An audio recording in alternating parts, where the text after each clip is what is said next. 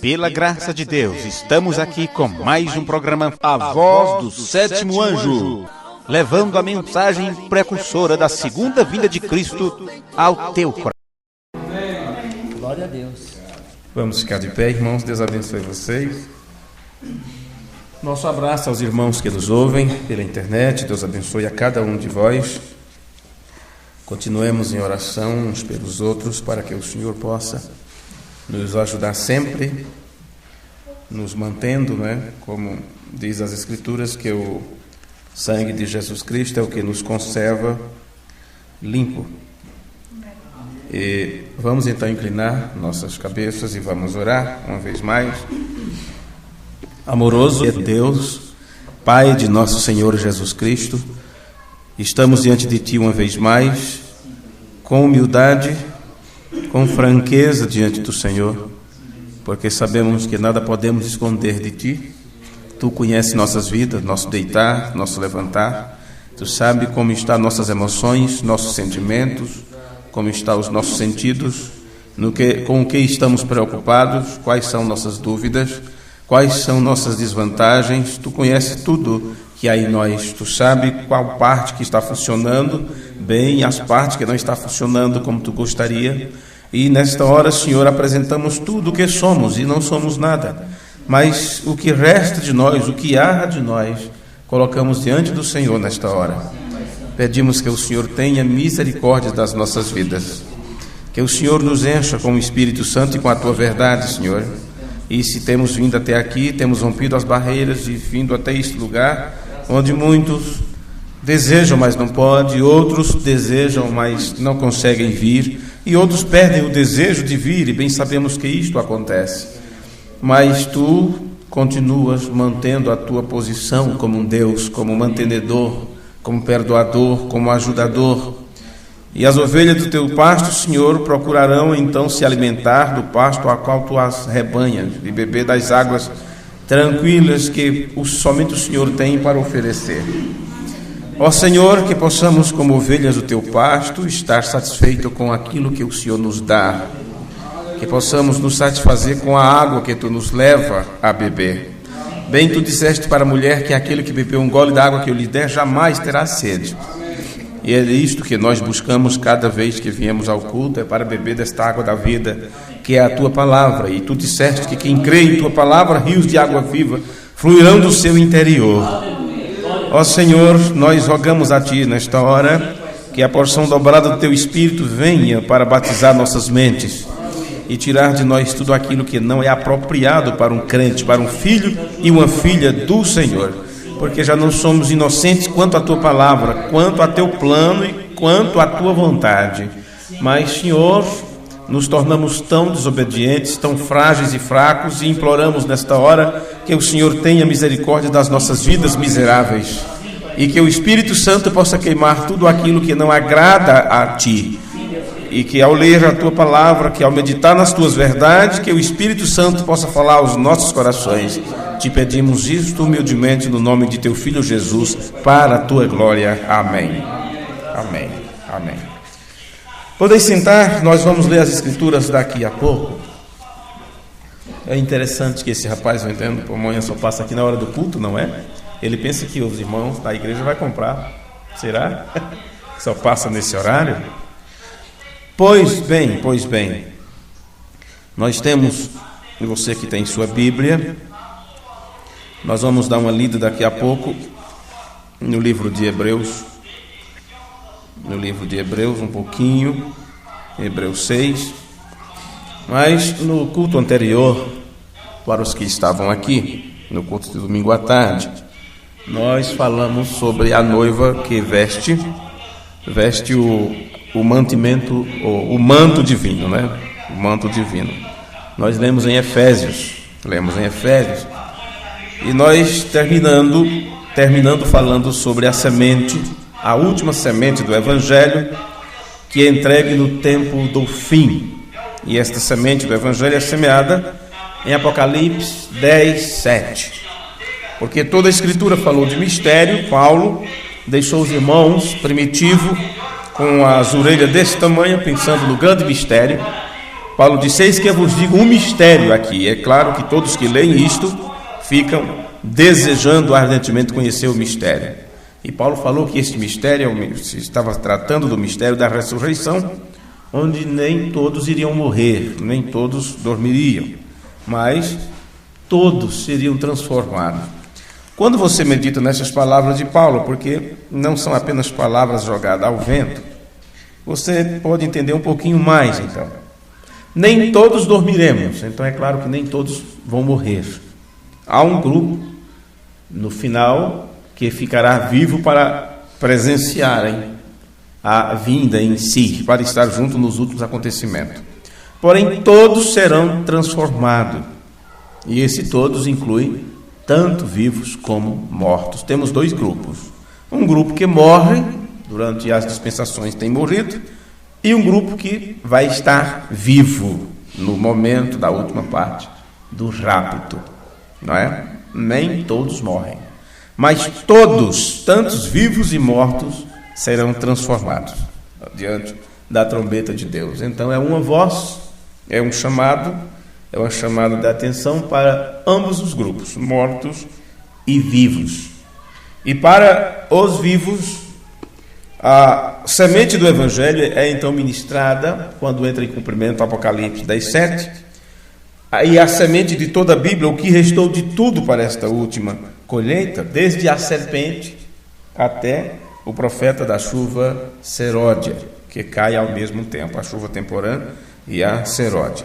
A Bíblia inteira parte deste mistério, foi o que nós falamos no culto anterior, bem no finalzinho. Que mistério?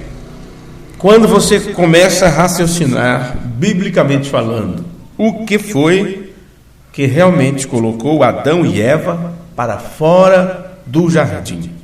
Eles estavam tão bem lá. O que os tirou fora? Então, o que está acontecendo neste tempo? De onde isso veio? Para onde tudo isso está indo? Esta já é a parte de número 33 do nosso tema sobre o cumprimento de Deus. Bom, uma vez que você vai seguindo o raciocínio bíblico, se é a interferência do homem, se é a interpretação do homem, você chega até o profeta.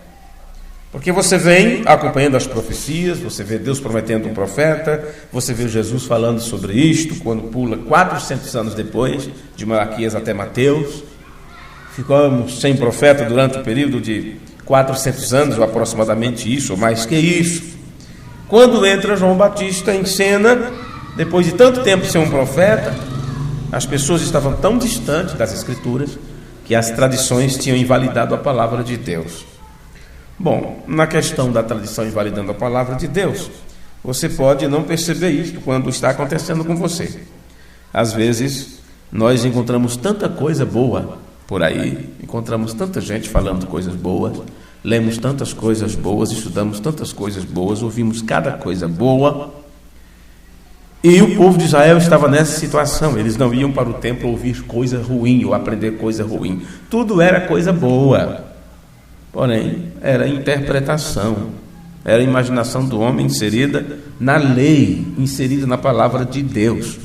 Veja, e se você não tiver cuidado, você pode passar por isso e achar que tudo é a palavra de Deus, a menos que você tenha uma mente treinada com o filtro do Espírito Santo, para você entender, saber quando um pregador, quando um teólogo, quando um apologista está usando uma escritura errado, dentro com um contexto errado, com fins errados. E ele faz isso não é porque ele quer, é porque ele não sabe. Ele não sabe que está vendo as coisas torcidas, de uma forma errada. Vê? E se eles que estudaram mais do que nós, que passaram por seminário, foram treinados em todas essas coisas, e estudaram idiomas antigos, grego, hebraico, ou seja o que for, se eles comem gato com lebre, e você que não sabe de nada, vai comer o quê? Vai comer cachorro por boi. É ou coisa pior que isso. Ou sapo por galinha. A gia ainda vai. Tem gosto de carne de galinha. Mas o sapo é complicado, viu? Sapo é complicado. Então, só Deus mesmo para cuidar da semente eleita nesse tempo do fim. Porém, Nós tivemos um período de uns 400 anos entre o último profeta do Antigo Testamento e a chegada do Messias, ou com o precursor, o primeiro precursor, João Batista. E é claro que as pessoas estavam muito distantes da palavra de Deus naquele tempo, e tudo que eles tinham era tradição. Cultuavam, faziam tudo, aquela coisa toda, brigavam, os fariseus, os judeus brigavam do lado, os samaritanos do outro. E, no entanto, Jesus disse que os dois lados estavam errados, porque eles tinham deixado de adorar a Deus em espírito e em verdade. Mas o que acontece? Em seguida, entra-se o tema de Elias, e Jesus disse que era necessário que Elias viesse primeiro para restaurar todas as coisas. E você vai acompanhando tudo isto, e passa pelas cartas de Paulo. Paulo fala sobre o mistério. E ele falou sobre coisas que disse: eu orientarei vocês depois, se Deus permitir, falarei a respeito disso, como no caso de Melquisedeque, e assim sucessivamente. Porém, tudo ficou para o tempo do fim, quando o sétimo anjo tocasse a sua trombeta, quando Deus enviasse um profeta. Então, claro, se você seguir a linhagem, a trajetória do plano de Deus de forma bíblica, você chega até o profeta da chuva seródia, da última chuva.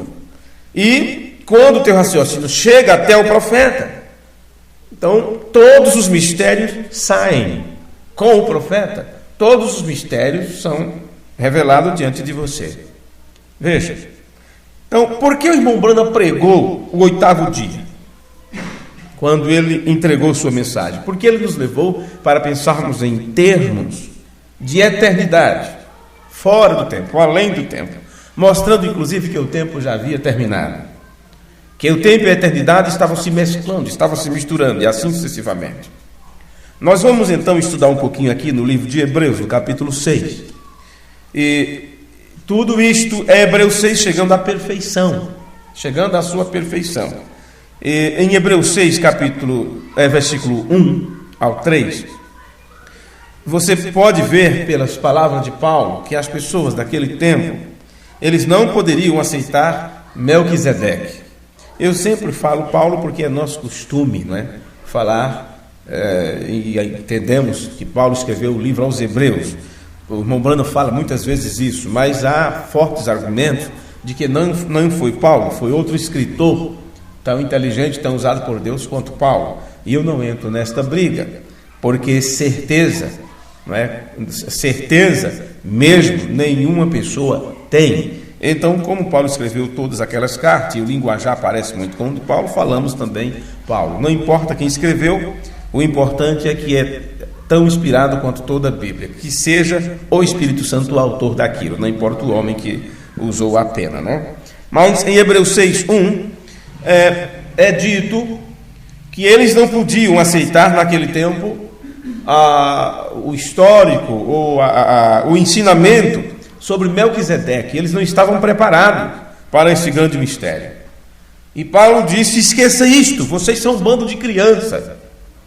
Nem adianta eu explicar estas coisas para vocês, porque vocês são infantil demais para entender coisas tão tremendas como a doutrina de Melquisedeque. Em outras palavras, quando vocês estiverem maduros, não é? Bem crescidos até uma certa estatura, de acordo com Efésios 4, quando vier o ensinamento debaixo do pilar de fogo, ministério quíntuplo, levando a igreja a se posicionar dentro daquilo que é correto, sem influência ou interpretação humana, todos os filhos e semente de Deus caminhando para a perfeição, para a unidade da fé, aí vocês poderão entender a respeito de Melquisedeque. Mas naquele tempo, ou vamos falar como no tempo do pregador aos Hebreus, mas nesse tempo vocês não podem, porque são crianças ainda.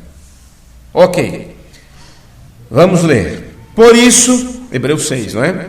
Por isso, deixando os rudimentos da doutrina de Cristo, prossigamos até a perfeição, não lançando de novo o fundamento do arrependimento e de obras mortas e de fé em Deus, e da doutrina dos batismos e da imposição das mãos, e da ressurreição dos mortos e do juízo eterno. E isto faremos se Deus o permitir.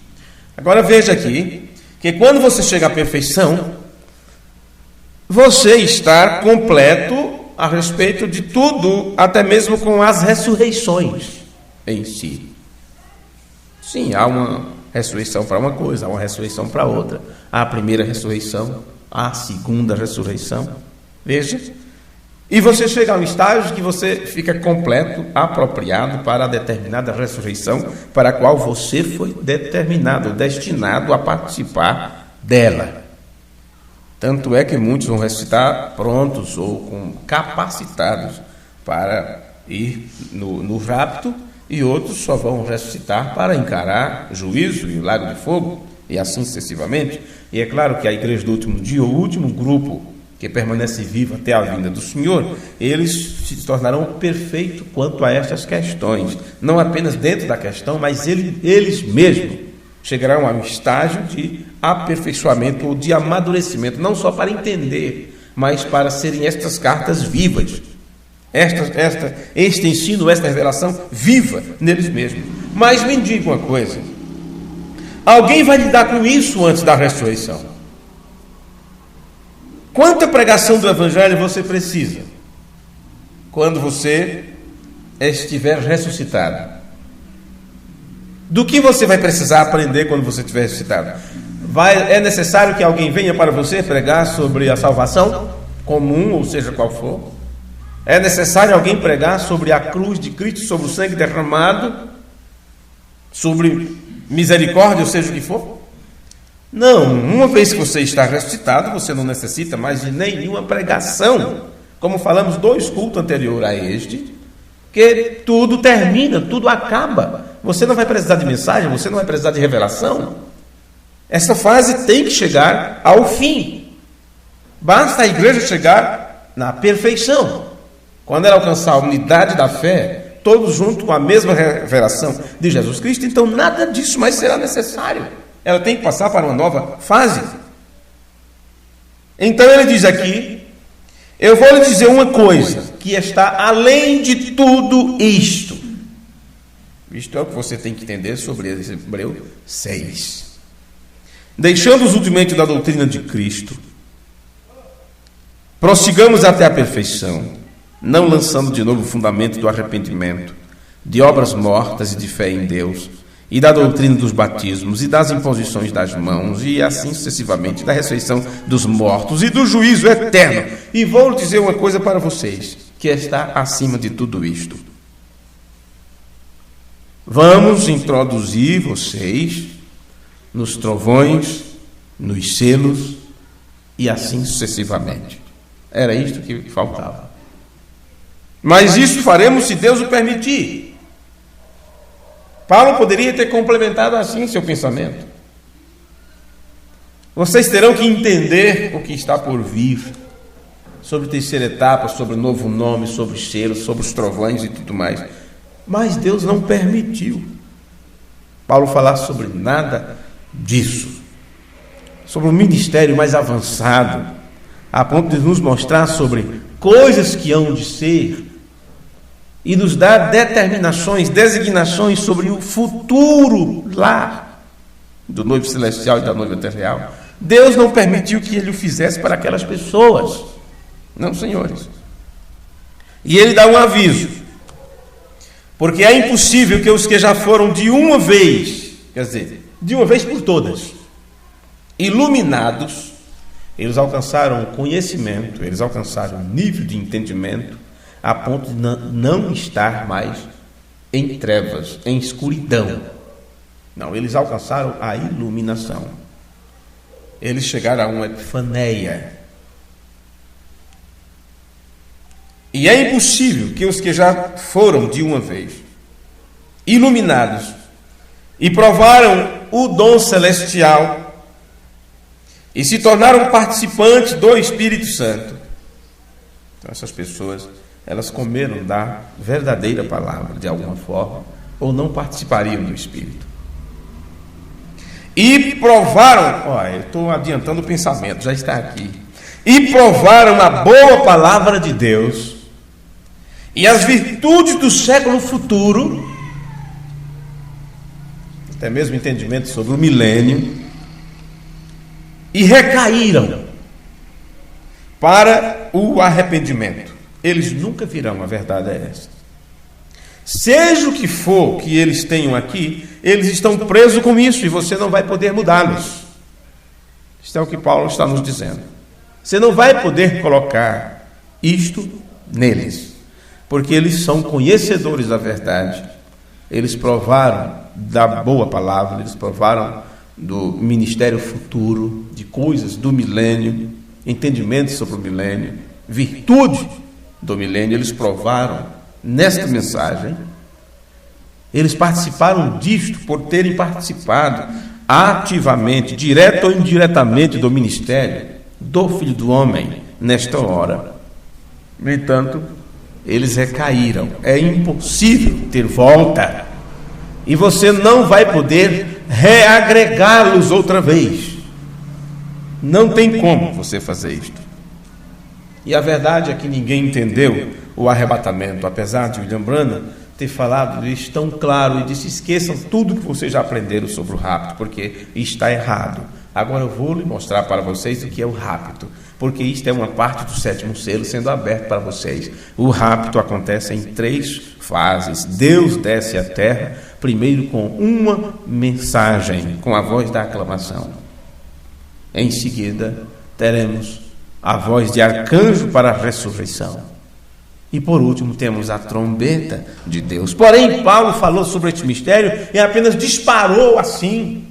Mas já foi dito para nós que o 7º selo é desta forma. É como um fogo de artifício que você, ao soltar ele explode, dá 3 pipocos e tal, e dali sai mais 3, e mais 3, ou mais 5, ou seja o que for, e aquilo continua estourando, estourando, estourando. Adentra para a eternidade. 7º selo é o fim de tudo. Ele te leva de volta para a eternidade, de volta para Deus, de onde você veio. Sim, senhores.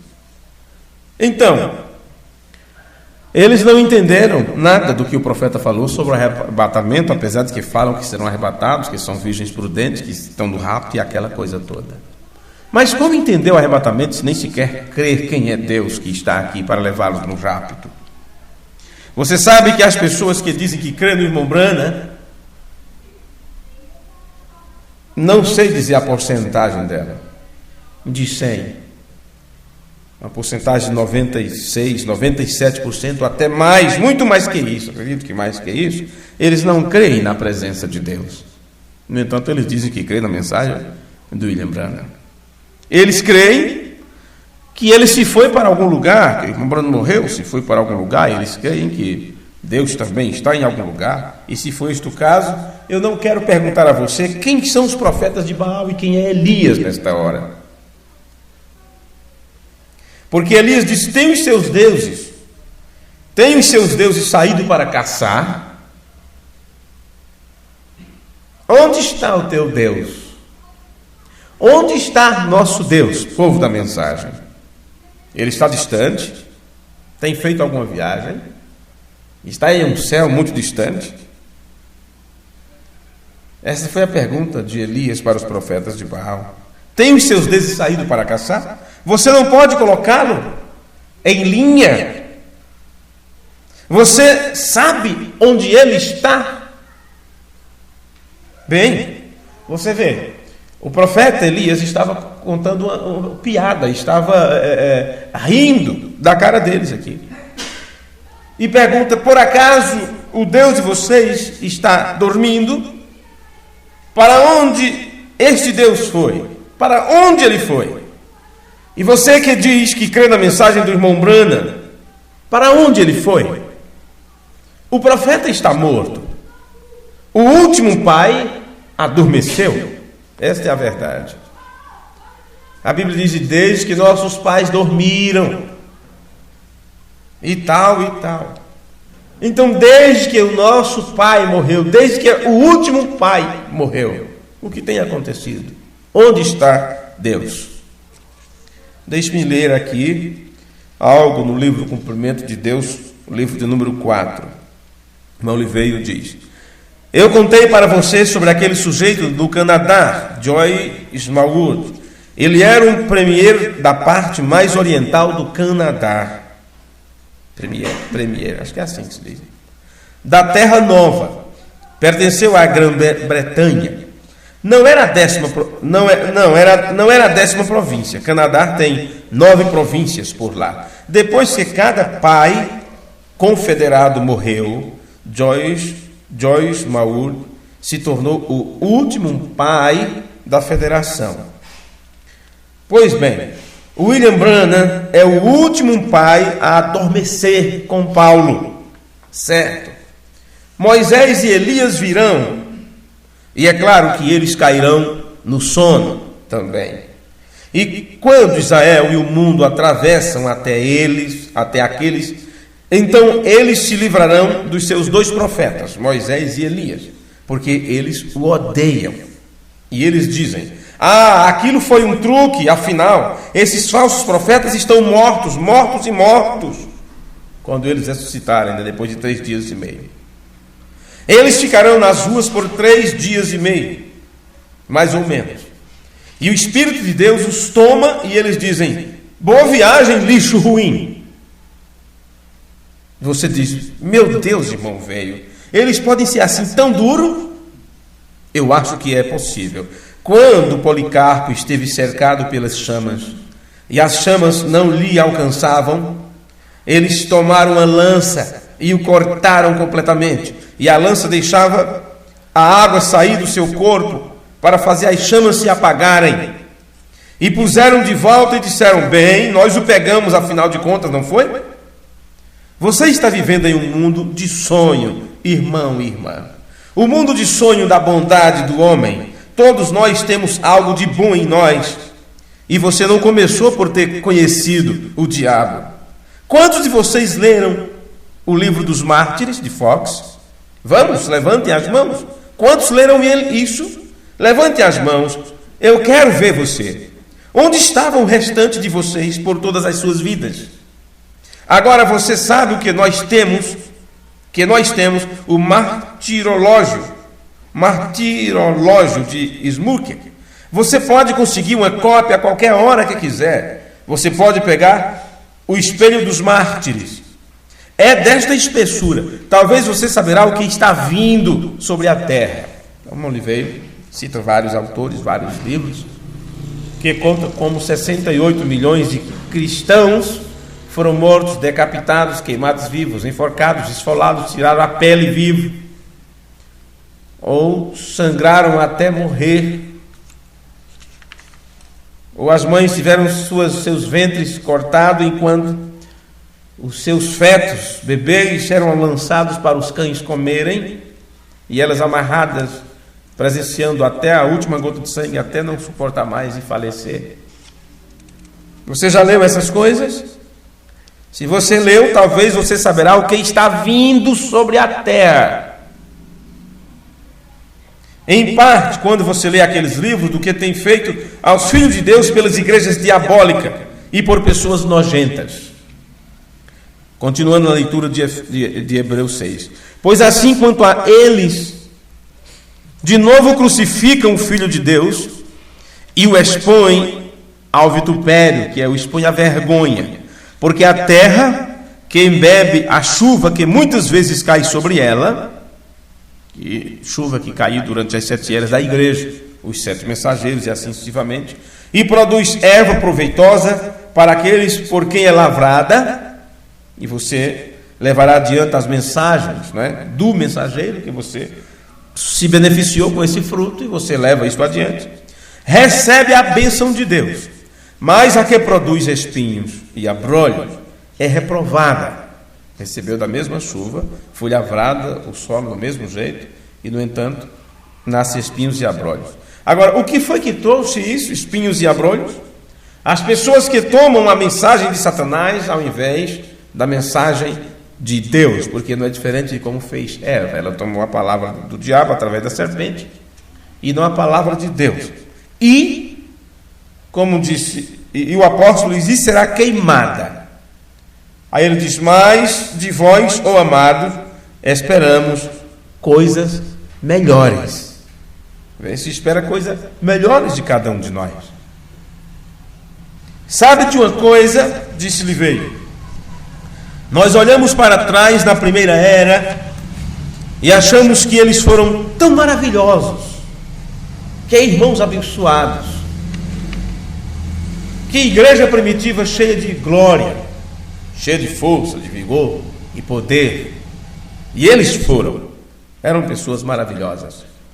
Mas eles eram imperfeitos como nós também. Vocês sabiam disso? Não eram super-homens, não eram super-mulheres, não, senhores.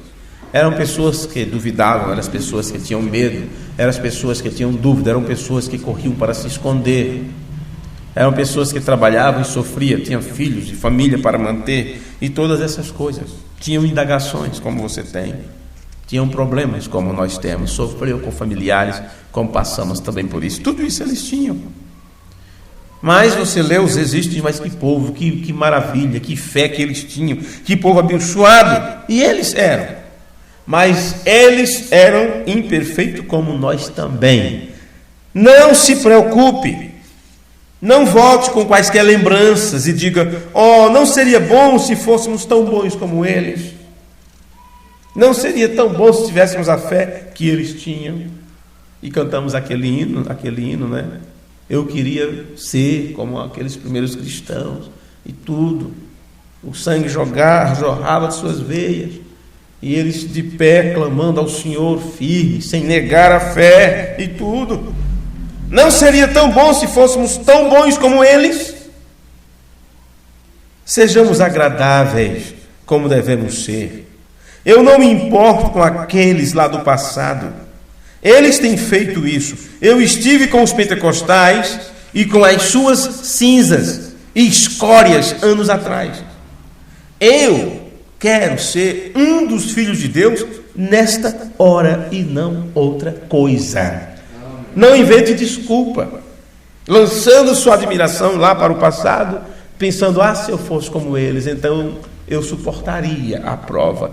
Se eu fosse como eles, eu não sucumbiria à tentação. Você acha que é assim? Tudo que você tem que ser é um filho de Deus para esta hora e vencer o desafio desta hora. Esqueça o que eles fizeram, o que eles passaram. É você agora que tem que atuar, não eles. O filme dele já passou, o papel dele já passou, o script dele já passou. Agora é você que está com o script na mão e é você quem tem que decorar as falas e os gestos e suas atuações, quanto passo dá, onde vai, que porta abrir, qual porta bater, com quem argumentar, com quem falar. Agora é sua vez. Não adianta ficar com desculpas, não. Olhando para o passado, admirando as coisas lá do passado. Agora ouça uma coisa, em 1 Coríntios 15, ele veio dizer: eu sei que eu estou pregando duro, mas está tudo bem. Você ainda está comigo? Eu espero que você esteja entendendo agora. Por causa disso eu não irei muito rápido. Versículo 35 a 47 de 1 Coríntios 15. Mas alguém dirá: como ressuscitarão os mortos? E com que corpo virão? Falar nisso, um irmão fez uma pergunta esse dia para mim.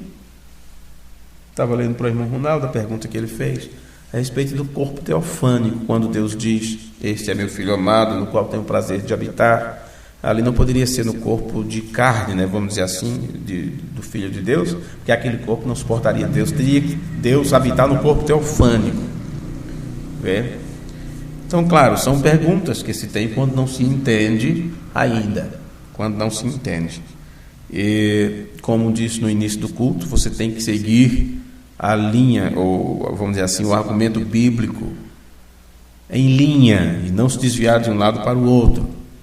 Se você se desviar, você não chega ao profeta. Quando eu digo chegar ao profeta, não quer dizer que você sabe que Deus mandou um profeta, que William Branham é profeta, que você tem as mensagens. Não. Quando você chega ao profeta, você tem o mesmo conhecimento que o profeta tem.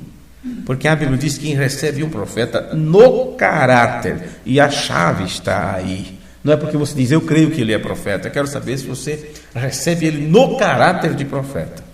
Isto é mais profundo do que se pode imaginar. Então você receberá galardão de profeta. William Branham diz que o profeta é amigo de Deus.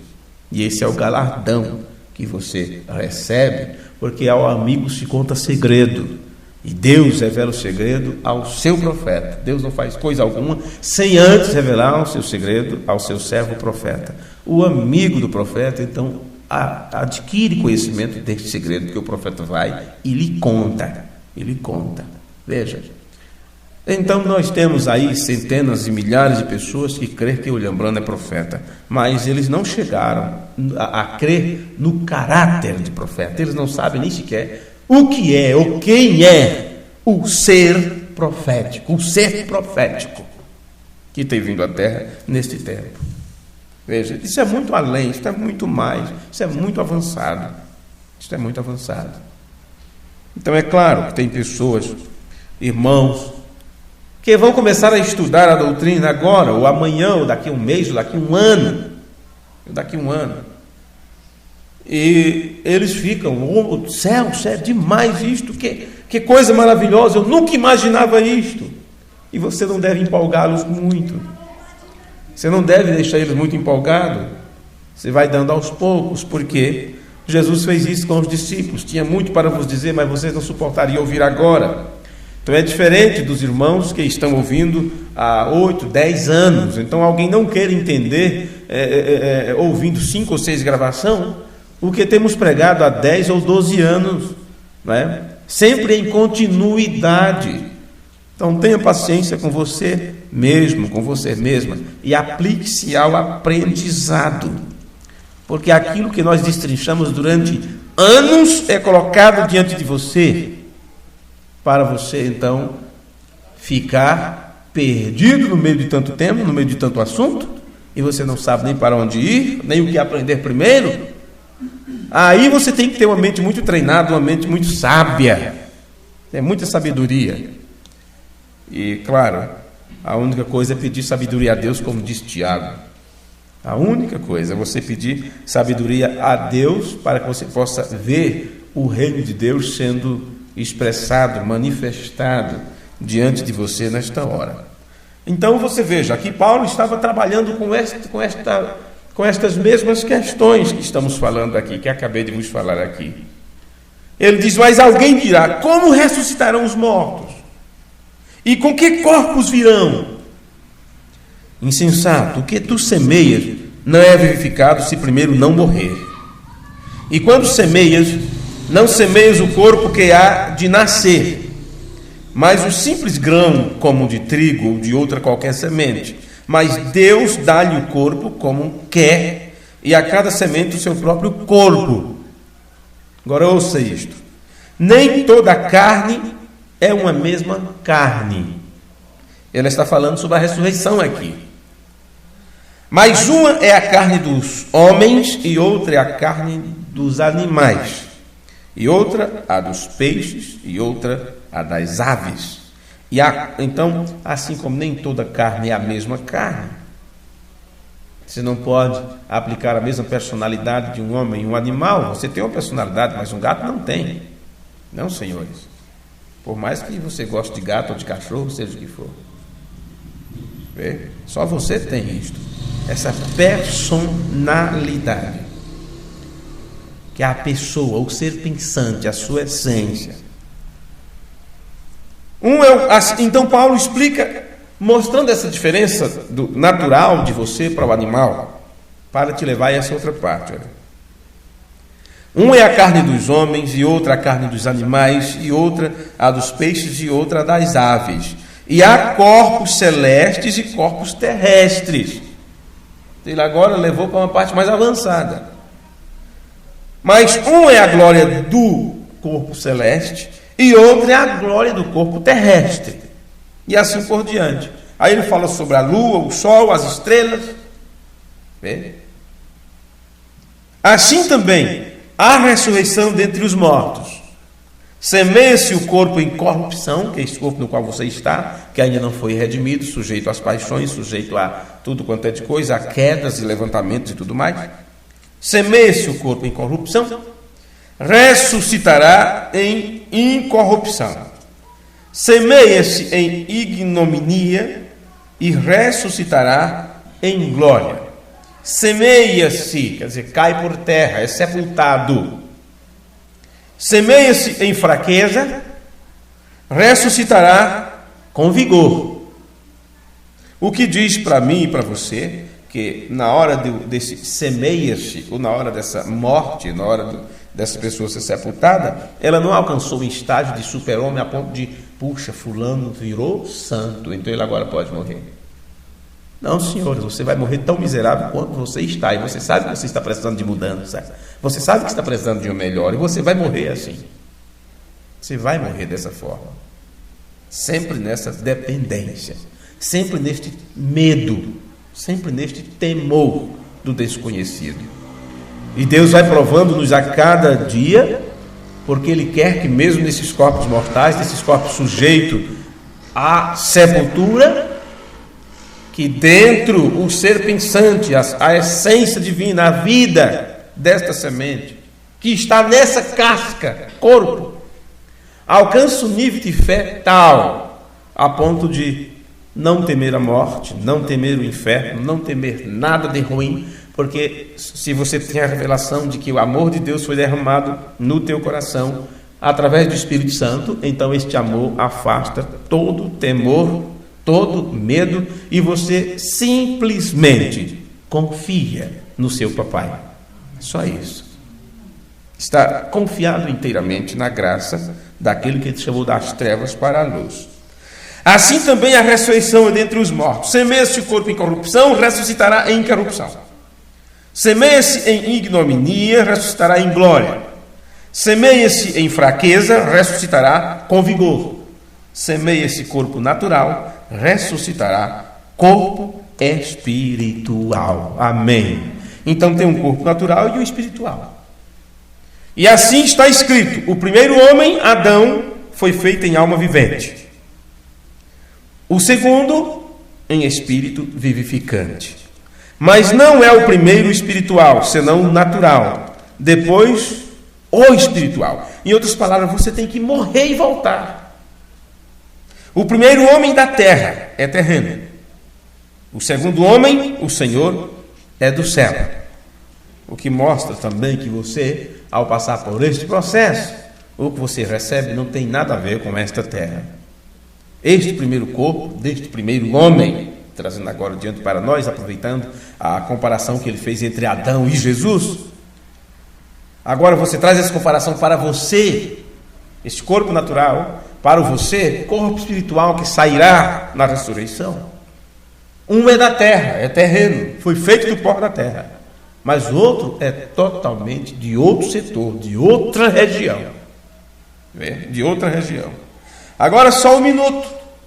Diz aqui que todas as pessoas que morreram tinham um corpo natural. E elas morreram. E elas foram identificadas com o homem natural. E o homem natural vive em um corpo natural. E esse corpo ainda não foi redimido. Mesmo assim, mesmo vivendo em corpos naturais, mortais e pecaminoso, pegajoso, há um grupo que não morre. Há um grupo que não morre.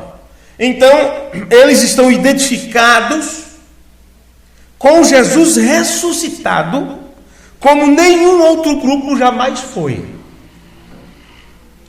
E este é um mistério, um segredo, disse Paulo, que mesmo estas pessoas vivendo em corpos naturais, tão sujeitos como qualquer outra a qualquer coisa, no entanto, eles não estão mais representados no homem natural, ou no primeiro homem, Adão, que tem que morrer. Veja, por certo, eles receberam algo, eles receberam a chave da porta. Eles não passaram por alto o sinal. Não, eles reteram firme a palavra da profecia. Eles receberam uma vivificação ainda nesses corpos mortais, a ponto de ainda em vida, nesta dimensão humana, eles são representados com Jesus ressuscitado como nenhum outro grupo jamais foi, em momento algum, em dispensação alguma. Este é o grupo que não verá a morte. Estarão de pé aguardando a última fase do rapto. E eles nem sequer sabem direito, nem sequer entendem completamente isto. Ou muitos não entendem direito quem é Jesus. Eles não sabem que ele voltou, né, na forma do Espírito Santo. Eles não sabem que ele voltou na forma do Espírito Santo e da coluna de fogo. Muitos nem sabem que Deus deu o seu Filho para nós novamente, na forma do Espírito Santo. Como entender isso? Filho de Deus, filho do homem. Eles não conseguem entender isto. Não há nenhuma maneira que eles poderão entender isto. Este é o momento da ressurreição. Este é o tempo em que ele aparece. E neste seu aparecer, muitos então mostram se realmente conseguem ver ou não. E Paulo diz: o primeiro homem da terra é terreno. O segundo homem é o Senhor do céu. E estes que estão identificados nesse segundo homem não morrem. Eles não provam da morte. Há uma semente nestas pessoas, irmão e irmã. Agora me diga, qual semente que nos torna diferente? Por que você, ou estas pessoas, e vamos nos incluir nesta, vamos crer que participamos desse grupo? Que tipo de vida temos que nos faz ser diferente dos outros? Não é que não fôssemos uma semente de Deus para começar, mas que não tínhamos o que está nesta hora. O que faz estes diferente dos outros que tiveram que provar a morte, que sofrer, morrer e tal, como falamos sobre os vários livros que tratam da martiriologia, o que faz esses diferente é porque eles têm algo para este tempo que os outros não tiveram para o seu tempo, que é a imortalidade. É como se nesta hora Deus desse a você o direito de participar da árvore da vida. E você participar desta árvore da vida, comer desta vida, deste zói, e Deus tem um plano maior que o zói para seus filhos, a ponto de você não ter que provar a morte. Você já pensou que bem-aventurança para este grupo, que estará de pé para a vinda do Senhor? E porque Paulo disse: eis que eu vos digo um mistério, nem todos morrem. Há um que sofre, que morre, outros ficam aqui, porém todos vão ser transformados. Poderia que todos que morreram receber a transformação, então todos teriam que morrer, mas não tem um que não precisa morrer. Serão transformados ainda em vidas. Assim, portanto, como a glória de Lutério, de Martinho Lutero, é eclipsada, levantou-se, nada restou. Então a glória de Wesley, quando o luteranismo não restou nada, e fez do luteranismo nada. E quando veio os pentecostais, o batismo, isso são 3. 4 é libertação. Agora, com ele presente, isso é nada menos do que nada, essas coisas que já passaram. São os espinhos e o joio amaldiçoado para a queima. É uma parte da terra aqui que está amaldiçoada de Deus. Ele remove a maldição do seu corpo e do meu e joga para trás. O resto é aniquilado ou simplesmente joga para trás. Ele não coloca de novo em um corpo. Isto vira cálcio, potássio e assim por diante, seja o que for. Isto é, segundo aos Coríntios 3, todos olharam em um espelho, como em um enigma até agora. Mas onde está o Espírito do Senhor? Aí sim tem liberdade. Ora, o Senhor é Espírito. Então o Senhor tirará o véu. E onde está o Espírito do Senhor, você tem uma liberdade. Mas todos nós com o rosto descoberto, refletindo como espelho ao quê? A avaliação do Senhor, quer dizer, você com o rosto descoberto, reflete como no espelho a avaliação do Senhor, que você tem na sua Bíblia, a glória do Senhor. Então a compreensão da verdadeira avaliação, o conhecimento de Deus acerca de tudo que Ele é, não como se fôssemos Deus, mas dentro de nossas capacidades, o véu é removido. A palavra glória, você sabe, significa como você avaliar alguma coisa. Qual o valor que você coloca em Deus? Quão altamente você o considera? Busca você em primeiro lugar o reino de Deus e a sua justiça? Quanto é ele estimado e honrado e amado por você? E não tem nada ou ninguém que seja superior. Para a mente da noiva de Cristo, ele está acima de tudo. E quando você está em sua presença, você então conhece o lugar dele e você sabe qual é o teu lugar. Vê? No que diz respeito a você, você sabe qual é a posição dele, o lugar dele no que diz respeito a você. E irmãos e irmãs, veja, diz que mudou de glória em glória. Então, como Lutero do catolicismo, o Wesley mudou de luterano para outras coisas mais, vindo aos pentecostais e chegando até nós, até o momento da parúcia de Cristo, da presença de Cristo, que foi depois de tudo isto que acabamos de citar. E o irmão Branham disse: que glória será, e ela nunca irá desaparecer. Então, em outras palavras, começamos a entrar na completa presença divina do Deus Todo-Poderoso, onde nós simplesmente cremos no que um profeta vindicado disse. Cremos nas fotos que se nos apresentam. Sabemos que elas são autênticas. E nós estamos nisso, fazemos parte disso. Estamos nos movendo para isso mais e mais, até que estejamos completamente em casa, dentro do grande cumprimento de Deus, em sua presença, e realmente sendo um só com Ele. Então, podemos ver e conhecer a sua glória, podemos ver e conhecer o seu valor. Amém. Oremos. Te agradecemos, Pai eterno, Deus da glória, Tu que se manifestaste nesse tempo do fim e te apresentaste para nós, para a Tua igreja, dentro da revelação da Tua palavra, dando para nós um novo conhecimento do que é o Senhor, do que é a Tua presença, do que é esta Bíblia, do que é esta mensagem.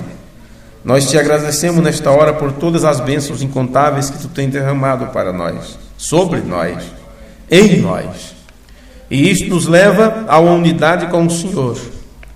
Queremos te agradecer por isto, Deus Todo-Poderoso, e pedimos que o Senhor ajude-nos, abra nossa mente, o nosso entendimento para compreender Teu plano cada vez mais.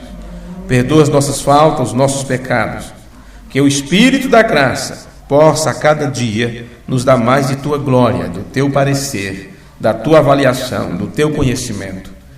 Que cada pessoa que nos ouve nesta hora, os irmãos que estão nos ouvindo em seus lares nesta hora, que eles possam ser abençoados com esta bênção, com a bênção da revelação dos mistérios, e que possamos ser selados com esta compreensão. No nome amoroso de Teu Filho Jesus, que toda honra e toda glória seja para Ti, ó Deus Todo-Poderoso. Neste nome, Teu próprio nome que colocaste sobre Teus filhos, no nome no qual nós fomos batizados, no nome do Senhor Jesus Cristo, é que nós oramos e pedimos a Tua bênção sobre as nossas vidas. Amém. Amém. Deus abençoe vocês e até nos encontrarmos. Deus os guarde pelo seu poder. Amém.